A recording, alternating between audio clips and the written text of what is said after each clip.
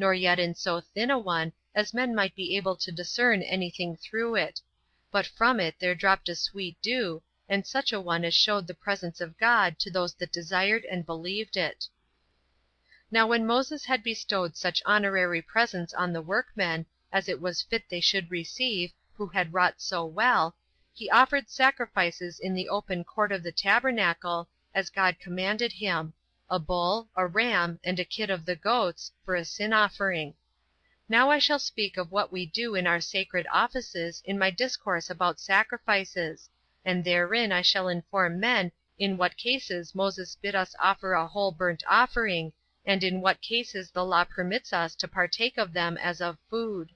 And when Moses had sprinkled Aaron's vestments, himself and his sons, with the blood of the beasts that were slain, and had purified them with spring waters and ointment, they became God's priests. After this manner did he consecrate them and their garments for 7 days together. The same he did to the tabernacle and the vessels thereto belonging, both with oil first incensed, as I said, and with the blood of bulls and of rams, slain day by day one, according to its kind. But on the 8th day he appointed a feast for the people, and commanded them to offer sacrifice according to their ability. Accordingly they contended one with another, and were ambitious to exceed one another in the sacrifices which they brought, and so fulfilled Moses's injunctions. But as the sacrifices lay upon the altar, a sudden fire was kindled from among them of its own accord, and appeared to the sight like fire from a flash of lightning, and consumed whatever was upon the altar. Hereupon an affliction befell Aaron, considered as a man and a father, but was undergone by him with true fortitude. For he had indeed a firmness of soul in such accidents, and he thought this calamity came upon him according to God's will. For whereas he had 4 sons, as I said before, the elder 2 of them, Nadab and Abihu, did not bring those sacrifices which Moses bade them bring, but which they used to offer formerly, and were burnt to death. Now when the fire rushed upon them, and began to burn them, nobody could quench it. Accordingly they died in this manner. And Moses bid their father and their brethren to take up their bodies, to carry them out of the camp, and to bury them magnificently. Now the multitude lamented them, and were deeply affected at this their death, which so unexpectedly befell them. But Moses entreated their brethren and their father not to be troubled for them, and to prefer the honor of God before their grief about them, for Aaron had already put on his sacred garments. But Moses refused all that honor which he saw the multitude ready to bestow upon him, and attended to nothing else but the service of God.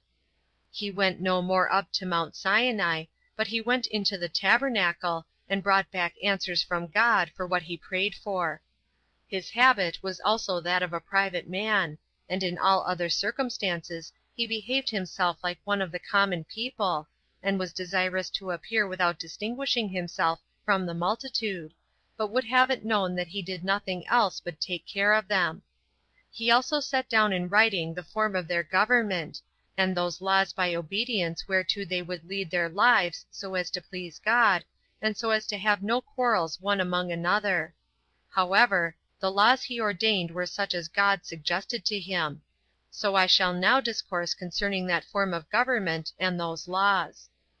I will now treat of what I before omitted, the garment of the high priest; for he, Moses, left no room for the evil practices of false prophets; but if some of that sort should attempt to abuse the divine authority, he left it to God to be present at his sacrifices when he pleased, and when he pleased to be absent. And he was willing this should be known, not to the Hebrews only, but to those foreigners also who were there. For as to those stones, which we told you before, the high priest bare on his shoulders, which were sardonyxes, and I think it needless to describe their nature, they being known to everybody, the one of them shined out when God was present at their sacrifices, I mean that which was in the nature of a button on his right shoulder, bright rays darting out thence, and being seen even by those that were most remote; which splendor yet was not before natural to the stone.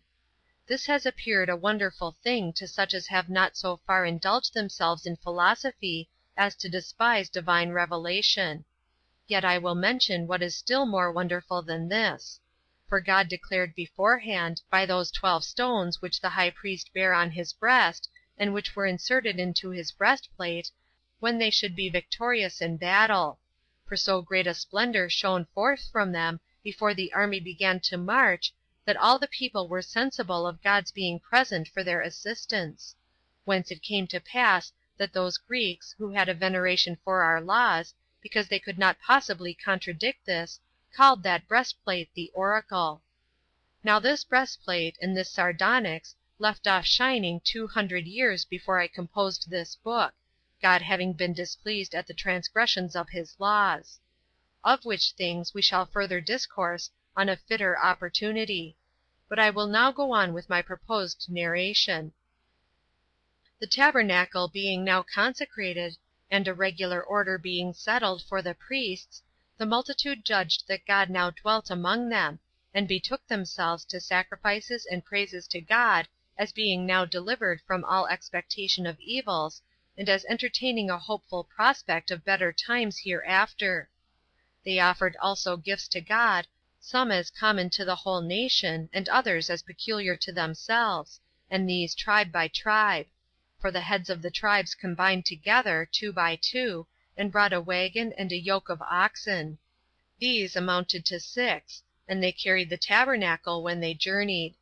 Besides which, each head of a tribe brought a bowl, and a charger, and a spoon, of 10 derricks, full of incense.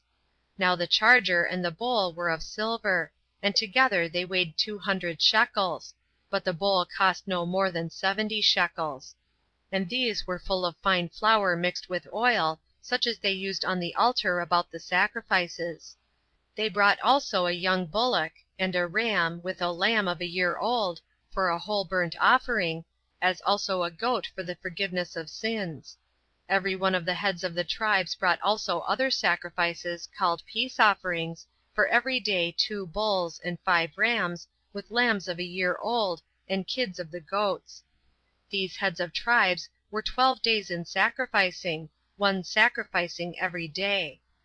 Now Moses went no longer up to Mount Sinai, but went into the tabernacle, and learned of God what we were to do, and what laws should be made; which laws were preferable to what have been devised by human understanding, and proved to be firmly observed for all time to come, as being believed to be the gift of God, insomuch that the Hebrews did not transgress any of those laws, either as tempted in times of peace by luxury, or in times of war by distress of affairs.